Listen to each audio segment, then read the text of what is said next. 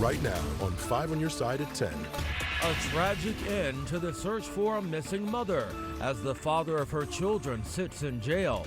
Tonight, her family turns from seeking answers to seeking justice. I really want him to pay for what he did. The Weather First team continues a weather alert with more snow showers tonight and early Friday. Will we see issues for the morning commute? And reversing course. After a week of backlash, Black history and Black literature are back in the curriculum in Francis Howell schools, but with changes. We begin tonight in weather alert. Another round of wet snow now falling on St. Louis. Good evening. I'm Brent Solomon. Mike and Kelly have the night off. We are keeping an eye on the roads for you as some areas could see some light accumulations overnight. Let's get straight over to meteorologist Jim Castillo with the latest on your Weather First forecast. Jim. Yeah, and Brent, this time around, a lot of the area could see up to an inch of snow, but we could even see some pockets of 1.5 to 2 inches. Right now, though, at Lambert, it's 35 degrees, and you can see the snow falling. It has been for hours. I even saw a few flakes around the city at about 7:40 p.m., and now there's some good snow showers around. So we're watching that temperature. Look at Gasconade County, though. As we look at the Doppler weather radar, you can see some darker blue areas in all of Gasconade County, also Montgomery County, and then now in western portions of Franklin County and Warren County. That's where you could see some burst of snow, and that accumulation has been spotted even around Quincy, Illinois, on the grassy surfaces and also the elevated surfaces. So we could very well see that tonight. Look at the temperatures up to the north of St. Louis, Greene County, 33 degrees, and then we get to Montgomery and also, well, a large part of the area just north of St. Louis near freezing. And then we're about 34 North County to the St. Charles area. So we'll watch that temperature tonight, and all that banding of snow is still headed our way. I'll detail a little bit more on this and when it comes to an end coming up in just a few minutes. All right, Jim, we'll see you then. We have our storm tracker out tonight, keeping an eye on road conditions for you. Photojournalist Don Galloway is driving eastbound on I-64 headed towards downtown. Right now, the roads are wet. IDOT deployed its fleet of trucks about an hour ago, and they will be out overnight. Earlier today, crews treated bridges and roadways. MoDOT crews have been out since yesterday and will continue to be out through tomorrow. Remember, you can get the latest Weather First forecast any time of day. Text the word weather to 314-425-5355 and we'll send it to your phone. You can also get the latest on the forecast and road conditions tomorrow morning on Today in St. Louis. That begins at 4 a.m. Tonight, the search for a missing Florissant mother is over. Authorities found Markeisha Williams' body in northern Illinois today. The discovery comes just 24 hours after prosecutors announced murder charges against her ex-boyfriend. 5 on your side's Robert Townsend talked with Williams' family shortly after they learned this tragic news. So what are they telling you, Robert? Brent, Markeisha Williams' worried family just wanted her found. Now this afternoon, the painful discovery came as they were looking for their loved one. On a chilly December morning, family members, friends, and volunteers gathered at Mount Bethel Church in North St. Louis, not for a service, but for a search. From Illinois, North City, around O'Fallon Parks, just checking parks and still in alleys, abandoned buildings. They also fanned out again across fields and railroad tracks, desperately looking for 29-year-old Markeisha Williams. Police say her ex-boyfriend, Trenton Ivy, confessed to killing her during a fight and disposing her body. Their 4 children range from 2 to 11 years old. She was really sweet, and mothering was what she loved. Her family says on December 20th, Williams and Ivy were seen in this surveillance video dropping off their baby boy at a daycare in North St. Louis. When Williams never picked up her children from her mom's that night, her family reported her missing. I'm just thinking, is she in the river? Is she in some house? A few hours after they started searching Thursday, heart-wrenching news quickly spread. Illinois State Police found Williams' body near Chicago. I am so relieved and so happy because I was just thinking Well, just thinking that we would never find her, I couldn't sleep. Markeisha's devastated dad and sister couldn't say a word after hearing about the discovery. I'm glad that she was found, and we can now put her to rest. You know, we can give her the proper service that she deserves, because I really want him to pay for what he did. Those children without a mother, it's just a tragedy. My heart goes out to the family.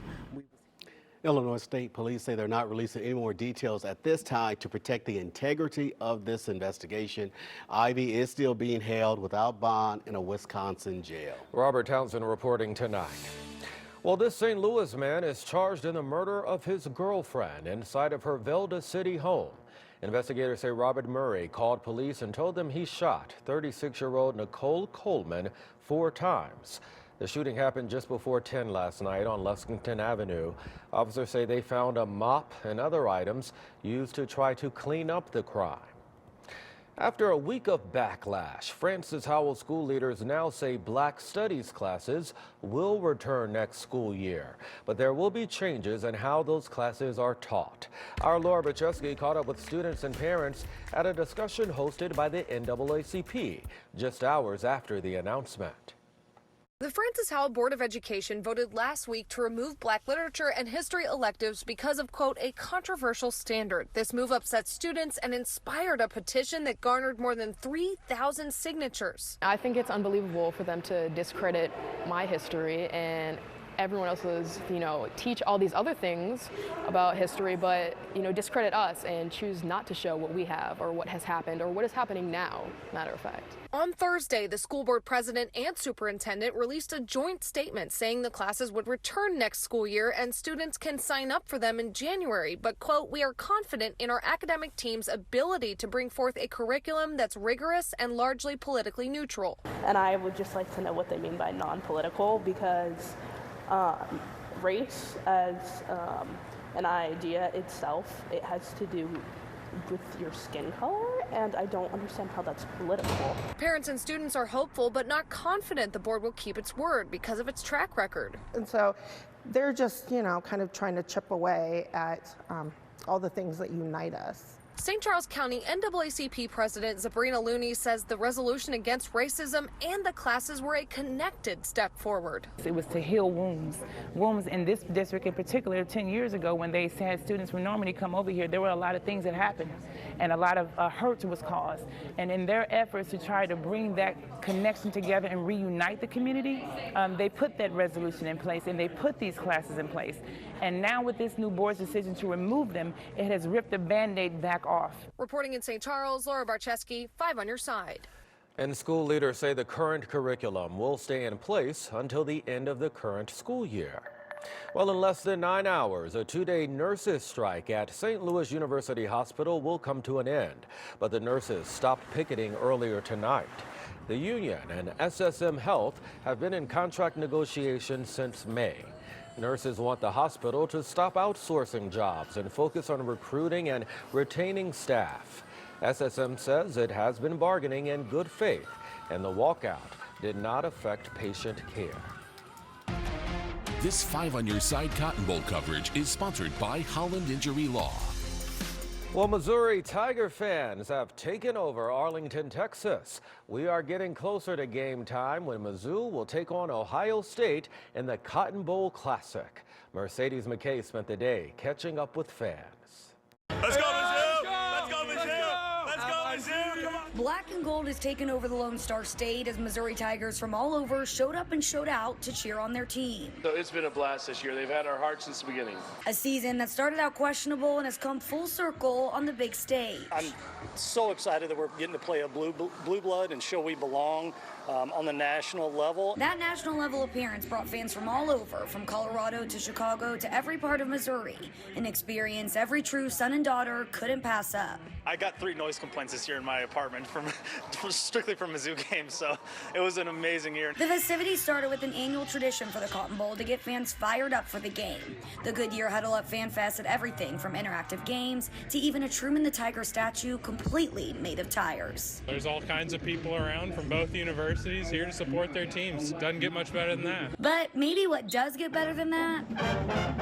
A battle of the bands between Ohio State and Marching Mizzou, with many proud Tiger parents watching from the side. It's been a joy watching our kid go there and be able to perform with the marching band as well. But the real star of the show, who every fan couldn't stop talking about. Eli Drinkowitz has just turned the tide, and everybody is so pro Mizzou, and it's well deserved, and it's about time. The jam-packed day ended with Missouri Tiger fans attending the Cotton Bowl Live here at the Texas Live. You can see black and gold just covers up Texas Live right now. The fun will only continue here tomorrow before game day on Friday. In Arlington, Mercedes McKay, 5 on your side. Well, we have team coverage from Arlington all week. Later in sports, Frank Cusimano will have more from the Mizzou head coach on the key to beating Ohio State. Spreading more than cheer over the holidays. Tonight, the triple threat flooding doctors' offices. And the warning, you can catch more than one illness. Raising the federal minimum wage. Tonight, we verify if the new year will bring a pay raise and why some workers in Missouri and Illinois will be making more in 2024. Periods of snow showers tonight. Who may see light accumulations? Also, what you can expect on New Year's Eve. Well, tonight, the Missouri woman who plotted with her boyfriend to kill her abusive mother is out of prison. 32-year-old Gypsy Rose Blanchard was released on parole from the Chillicothe Correctional Center overnight. She had been serving a 10-year prison sentence for the 2015 death of her mother, Dee Dee, at their Springfield home. Gypsy says her mother was abusive and made her believe that she had muscular dystrophy as part of a medical fraud scheme. The case inspired a television series. Developing another ballot battle for Donald Trump. Just hours ago, Maine Secretary of State, a Democrat, removed the former president from the state's 2024 primary ballot, citing the 14th Amendment's insurrectionist ban. The Colorado Supreme Court also removed Trump from the ballot for the same reason. Most legal experts believe the U.S. Supreme Court will settle the issue for the entire nation. Well, the new year will bring a pay raise for some workers on both sides of the river. Starting January 1st, the minimum wage in Missouri will go up to 30 cents to $12.30 an hour. Over in Illinois, minimum wage workers will see their hourly pay go up from $13 to $14. But what about the federal minimum wage? Tonight, our Verify team is looking into whether the federal minimum wage could also go up. Here's KSDK.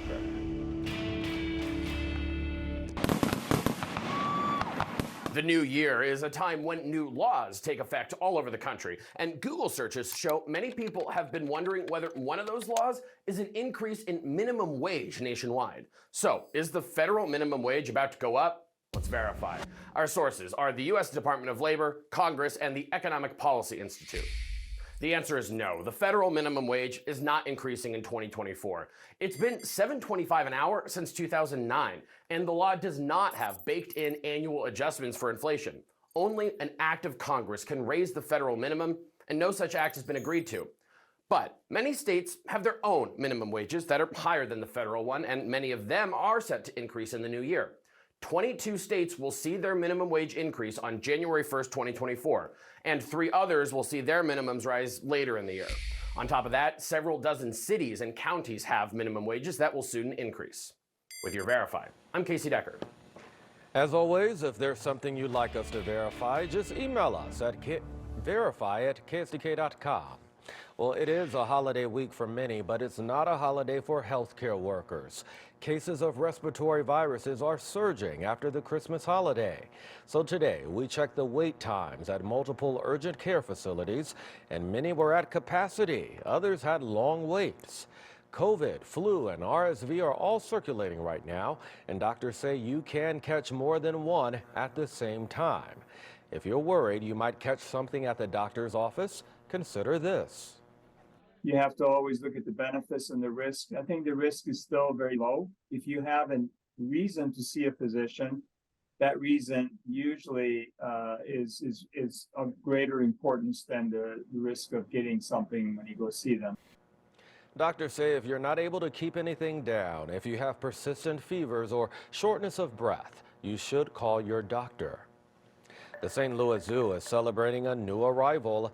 The Sumatran orangutan was born last Friday. The baby is staying close to mom, Ruby, so zookeepers haven't been able to get close to find out if it's a boy or a girl. Mom and baby will bond in private. Take a look at that. But zookeepers say the pair may wander out into public view from time to time. We remain in a weather alert tonight. Weather First meteorologist Jim Castillo tracking another round of rain and snow that could move in overnight, Jim. Yeah, we've had that rain-snow mix again, and now, Brent, most of the area, it's just turned to some snowflakes. So we're watching some accumulating snow up around Quincy. And of course, over the next couple of days here, past couple of days, we've had a little bit of snow. Even Lee sent this picture in from Millstadt in Illinois, and some of that did come down pretty heavy and fast. And here Jeff sent this in, about a ½ an inch of snow, but he said it melted really quickly. Of course, it did with those high temperatures in the 40s. Even today was 45 degrees. And we're seeing that snow again, and the temperature down to 35 now at Lambert, and the snow showers continue, and that'll be the case as we get into tonight and also early tomorrow. So we'll watch for that morning commute, because that temperature will get down close to freezing. So humidity at 85%, that dew point is now 31, and current temperatures, a lot of these didn't show up, but look at Warrenton coming in at 33 degrees.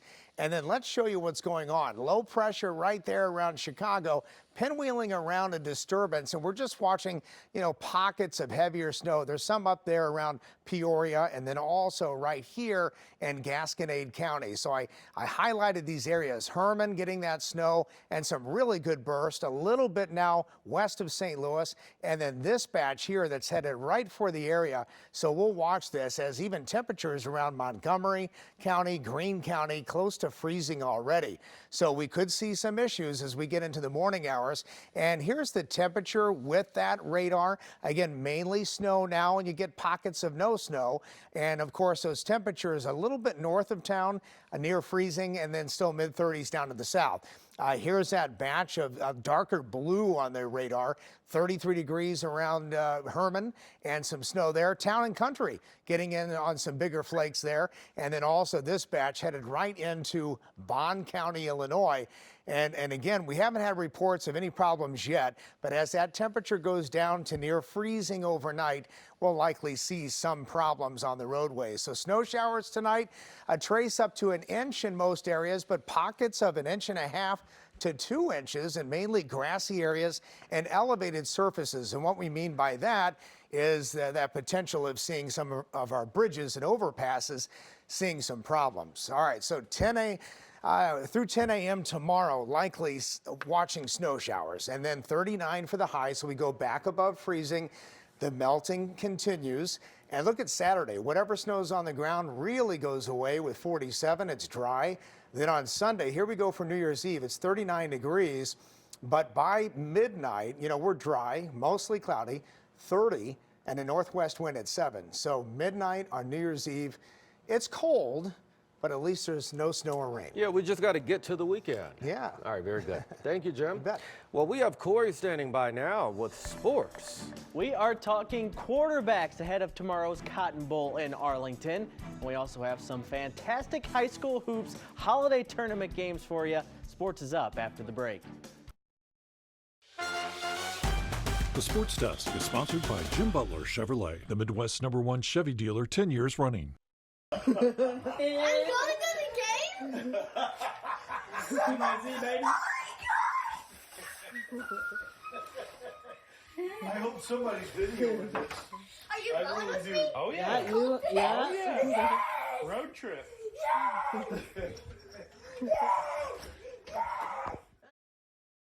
It doesn't get any better than that, right? A Christmas surprise of Cotton Bowl tickets to go watch the Tigers in Texas with Dad.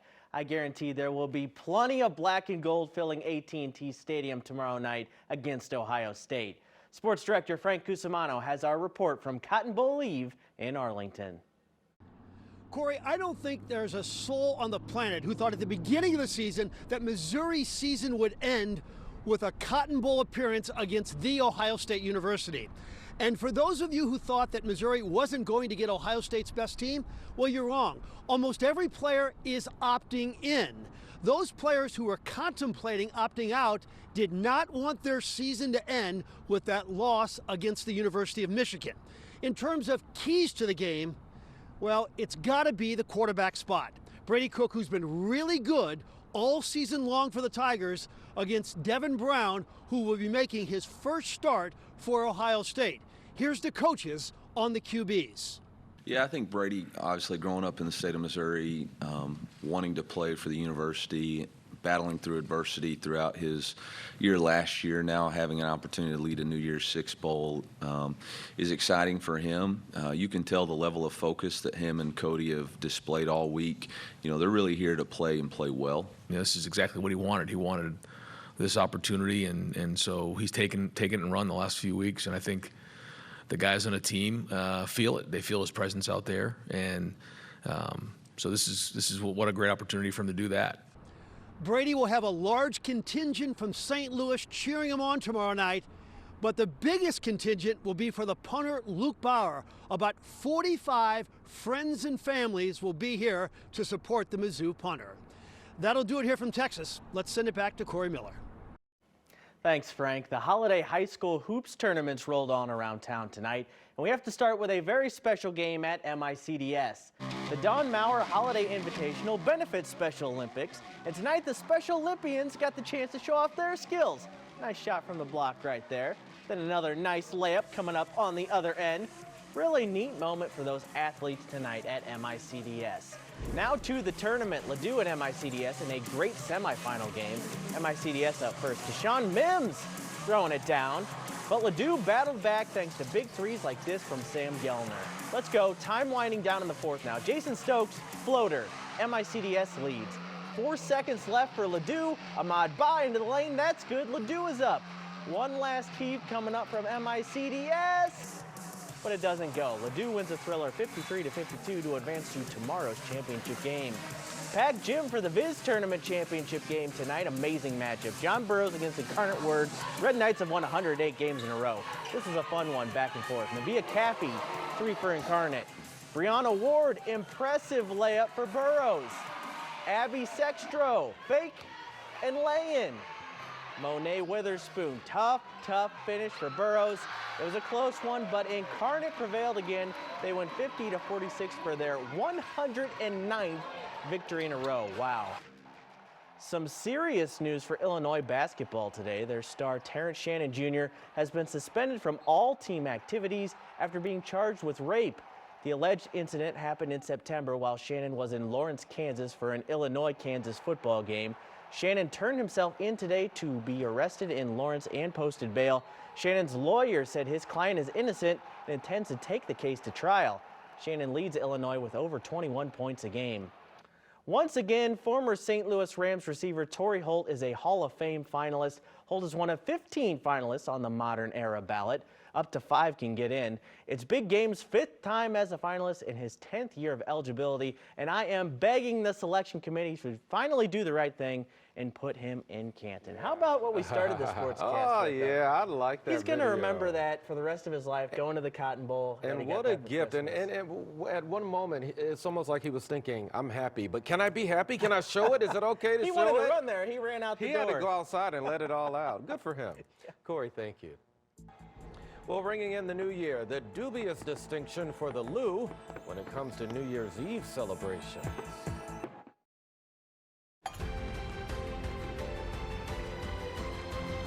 Well, with only 3 days left until the new year, people in New York's Times Square have already said good riddance to 2023. People could write down their regrets and pet peeves from the past year.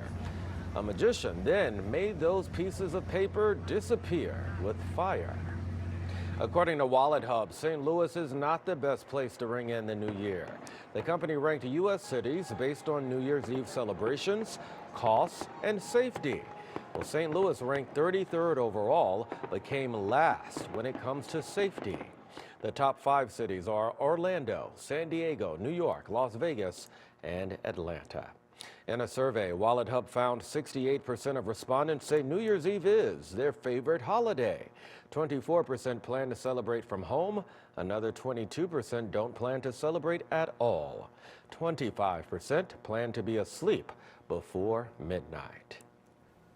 I bet a lot of folks will be asleep before midnight. Yeah, you know, I've got to do the morning show on the 1st, so I'm going to be asleep before midnight, but then driving in at about, I don't know, 2 Early in the a.m. morning, You might see some fireworks. I probably will, for sure. Hear some gunshots, too, unfortunately. All right, so what we have for you tonight is a weather alert, and we have that snow, so we'll watch that for you for the morning commute for slick spots for tomorrow morning. Very good. We'll keep an eye on it. Have a great night.